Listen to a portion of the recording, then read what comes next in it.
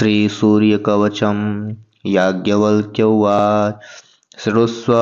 मुनिशार्दूल सूर्यस्य कवचं शुभं शरीरारोग्यदं दिव्यं सर्वसौभाग्यदायकं देदीप्यमानमुकुटं स्फुरन्मकरकुण्डलं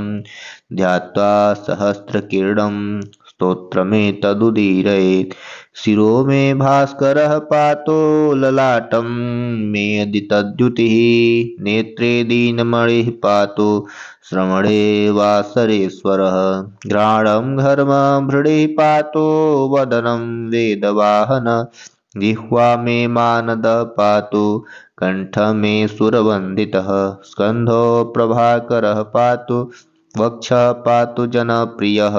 पातु पादो द्वादशात्मा सर्वाङ्गं सकलेश्वरः